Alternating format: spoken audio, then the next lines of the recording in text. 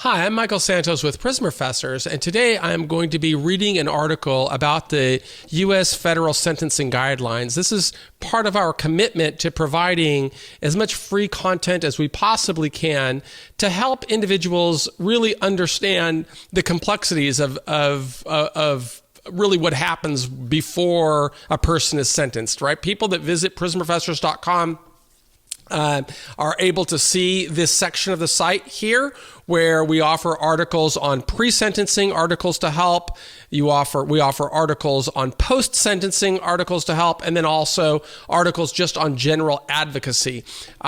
So this article specifically is going to address issues of basics on the U.S. sentencing guidelines. It's a rather long article, but I think it's important for anybody who if authorities have targeted somebody for a criminal prosecution, that individual should start by really understanding what kind of trouble am I in? Because if I don't understand that kind of trouble, I can't really architect a mitigation strategy to help me. And a lot of people that visit prison professors may not have the money to hire the most competent defense attorney. They may not have the money to hire mitigation experts, but those people still need information to help them. And that's what this content is all about. So I'm going to read from the article for people who like to gather content while they're driving or exercising and don't have time to read. And it's just another way that we try to disseminate this content, both in video, in audio, and also in text. So I'm going to read, and I'm also going to ad-lib as we go. And this article comes directly from prisonprofessors.com under the pre-sentencing section on the homepage. So any person facing a sentencing hearing should learn the basics of the U.S. sentencing guidelines. An understanding of the guidelines can help a person prepare for leniency. The resource below will offer insight that a person can use to work more effectively with counsel. So I am Michael Santos, founder of Prison Professors. On behalf of our entire team, we encourage all justice-impacted people to learn how the system operates. The more a person knows, the better a person can prepare for a better outcome. Every member of our team learned many lessons by going through government investigations and prosecutions. We paid massive fines, and many of us served lengthy terms in prison. We strive to help others make better decisions and get better outcomes. Today's lesson offers insight into the basics of U.S. federal sentencing guidelines. Any person facing a sentencing hearing should learn the basics of federal sentencing. We offer optional videos that provide additional commentary, and the links to other articles offer even more insight. And again, this is one of those video podcast type episodes where I will be offering additional commentary as I read. We hope our audience finds this information helpful in the quest to work toward the best possible outcomes. Now, as you can see, following that section, if you're watching this on video, there are 3 links. And those 3 links go to more elaborate articles that will provide you just more resources to educate yourself. And it's really important that you educate yourself. Don't outsource every decision to others. You've got to learn more so that you can position yourself for the best outcome. So here's one of the articles is, for example, of the guidelines table, loss amounts and calculators. Visit this link. The second link is an article on aberrant behavior and what you should know about sentencing. The third article is on diminished capacity and preparing for sentencing. So we just think we want you to learn as much as possible. But let me continue reading on the brief history of the sentencing guidelines.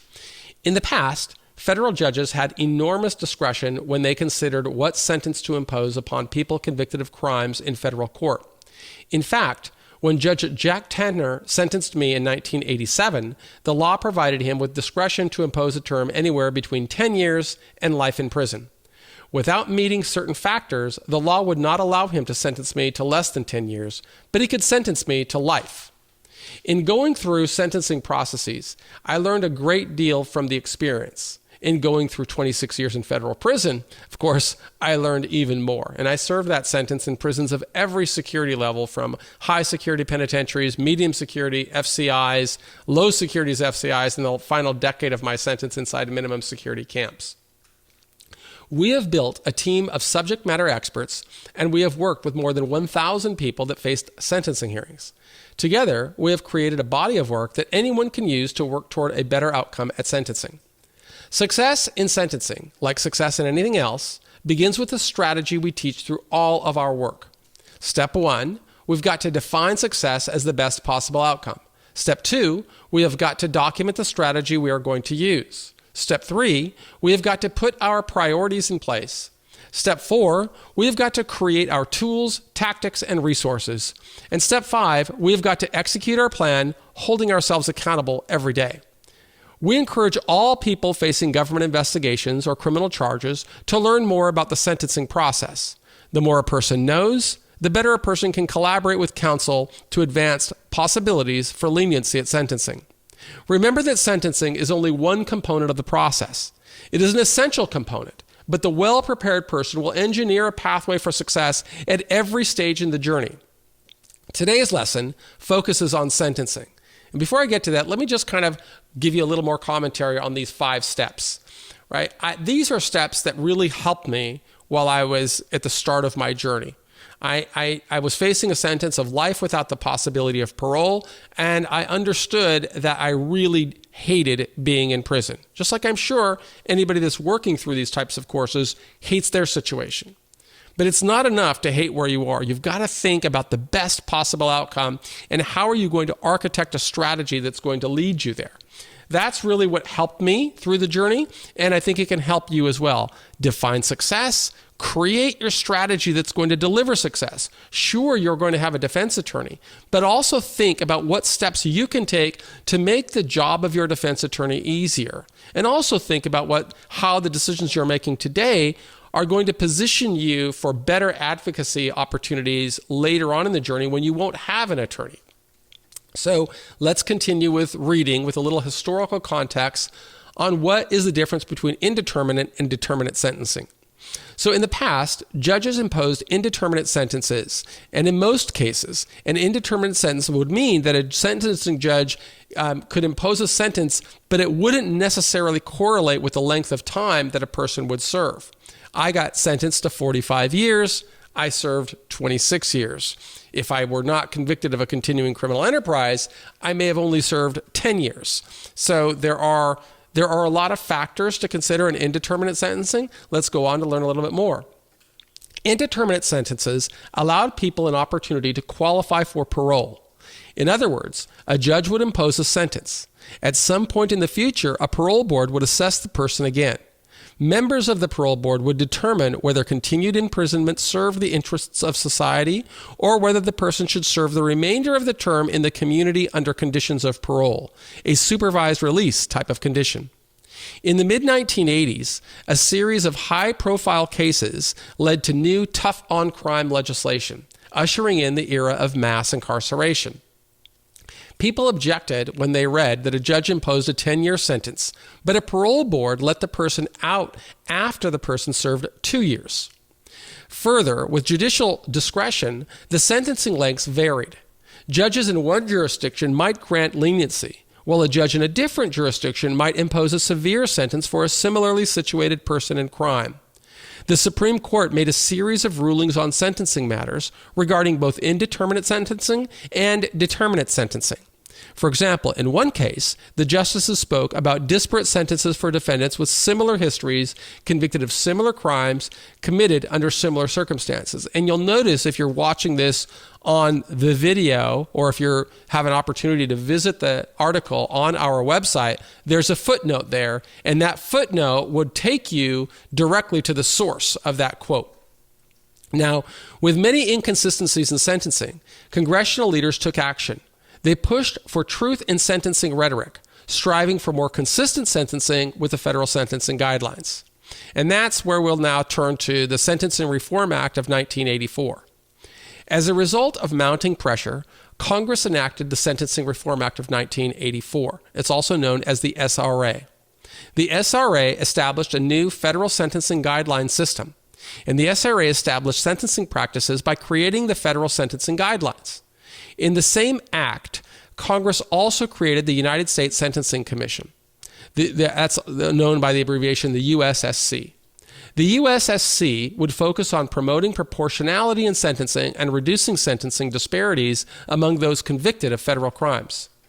The Sentencing Reform Act became known as the New Law. Now let's talk about the 1987 sentencing guidelines. The SRA authorized the new guidelines in 1984, but the new sentencing law did not take effect until November 1st, 1987.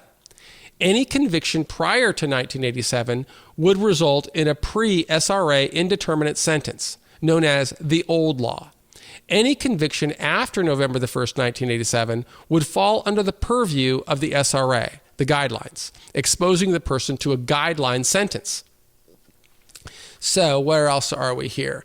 I was in this really awkward time of being arrested before November the 1st, 1987, but not sentenced until after November the 1st, 1987. So let me see if I cover a little bit of that in the article. If not, I'll give commentary. Besides changing factors such as eliminating the parole board and reducing the amount of credit that a person could earn by avoiding disciplinary infractions in prison, the SRA provided strict guidelines with narrow ranges. For the most part, if a judge imposed an SRA guideline sentence, the person would serve close to the length of term the judge ordered. The 1987 sentencing guidelines created determinate sentences that many judges deemed to be unfairly rigid. Some judges objected, feeling as though the new guidelines emboldened prosecutors to make decisions by the way they charged a defendant. Indeed, some judges rejected the guidelines and waited for the Supreme Court to determine whether the guidelines met constitutional standards. Here I'm going to talk about my own case. In my case, the judge that sentenced me ruled the SRA and guidelines unconstitutional. He believed that Congress overstepped its bounds by appointing the United States Sentencing Commission. As a judge, he believed that the Constitution endowed him with powers of sentencing, and the Supreme Court disagreed, making the SRA the law of the land. The guidelines, as they were initially drafted, removed discretion from federal judges. Those guidelines imposed a relatively narrow range in accordance with a formulaic table. That table has evolved over time, but it offers far less discretion than existed prior to the SRA. Further, as stated above, the SRA removed eligibility for parole and lowered the amount of credit a person could earn through good behavior. Now, what are the factors a judge considers at sentencing? According to the guidelines, a sentencing court considers 7 factors when determining what sentence to impose. A sentencing court must consider, number 1, the nature and circumstances of the offense and the criminal history of the defendant. And to give a little commentary, there's nothing you can do about that. Right? The past is the past, and no one can change the past. Not your attorney, not you, not the prosecutor, nobody. These are objective factors. So remember that. Number 2, the judge also needs, the other thing the judge, this thing should require is the sentence imposed should consider 4 primary factors. Number 1, retribution. Number 2, deterrence. Number 3, incapacitation. And number 4, rehabilitation. What do those mean in the legal community, in the legal context? I'm going to tell you. Retribution is really about punishment, doing something to the individual that lets him know he did something wrong. Society, he has broken the laws of society, and we want to punish him. That's retribution. Deterrence is something different. It is about deterring other people in the community from committing the same act. So the sentence, theoretically, should deter other people from engaging in this type of behavior because they can expect the same type of punishment or retribution. Number 3 is incapacitation. The sentence should also take the person out of his normal environment and put him in confinement so that he at least is not breaking the law again while he's in confinement. And the 4th is rehabilitation. And it's very important during this era of the First Step Act for people to understand these 4 components of sentencing and what can you do to be extraordinary and compelling as you're kind of designing and contemplating the strategy you have to build. So the kinds of sentences available, whether probation is prohibited, etc. 4, that's something else the judge has to consider. He has to consider the sentencing range established by the sentencing guidelines. He has to consider any relevant policy statement promulgated by the commission. He has to consider the need to avoid unwarranted sentencing disparities among defendants with similar records who have been found guilty of similar conduct. And 7, he has to consider the need to provide restitution to any victims of the offense. Now, make sure that you're studying these things objectively, because it's really difficult. Like as if I'm a doctor and I got to take out my appendix, it would be very difficult for me to take out my own appendix. It may be difficult for you to really look at this in a manner that is objective, in a manner that the prosecutors and the judge and the prison system are going to look at it, because we're inclined to look at it from our own view. And all too often people will say, well, there were no victims in my case. Well, nobody really cares what you think. What are the stakeholders going to think? The more thought we give to that, the more effective we are going to be in architecting an effective mitigation strategy. Now, in our experience of working with more than 1,000 people that have faced sentencing, we would argue that judges treat the sentencing guidelines as a factor as the most important of the 7 factors. A person facing sentencing should understand this reality. By understanding more, a person becomes more qualified to engineer a mitigation strategy that may influence a judge's decision. So if you're doing this on your own, you've got to be thinking about this from the perspective of the judge. Based on our conversations with scores of federal judges, 2 of whom appeared on video for our YouTube channel, and I provide the link to those YouTube channels so that you can watch me interviewing 2 federal judges, and I'm asking them questions about what can a person do to prepare for a lower sentence. Is there anything? And the judges said yes, but I don't want you to take my word for it. Watch the interviews and listen closely to what the judges said. And the link is right there on our website. If you're driving and you don't have access to the website right now and you just want to look it up, just Google Michael Santos interview with Judge Mark Bennett, or Michael Santos or prison professors interview with Judge Stephen Bowe, and you'll get a lot of information from those 30-minute plus videos. We're convinced that every defendant has a duty and a responsibility to build a record that would persuade a judge to consider more than the criminal charge and to show why the person may be a worthy candidate for mercy. For all the problems the federal sentencing guidelines purported to solve, it also created new problems. As a person that began and finished a 26-year journey through the criminal justice system, I learned many lessons that I want to pass along to others. When I began serving my sentence, I fell under the old law. I watched as judges began to implement the new law, and since then, the sentencing laws have gone through many iterations. Changes have brought benefits to people being charged today, at least as contrasted to people that face sentencing in the earliest stages of the SRA. So we are now going to talk about some of those changes, starting with the issue of U.S. versus Booker. In fact, I can see that I'm going kind of long on this video audio format. So what I think is probably a better idea is for me to go ahead and break right here, and this will be part 1 of this video series, and then I will continue with this here, because I'm only halfway through and I can see that I've already been speaking for 18 minutes. So I don't want to bore anybody, because I know that I'm not producing what you would call Disney level productions, right? I'm just a guy who did 26 years in prison, and I'm trying to provide as much information as I can.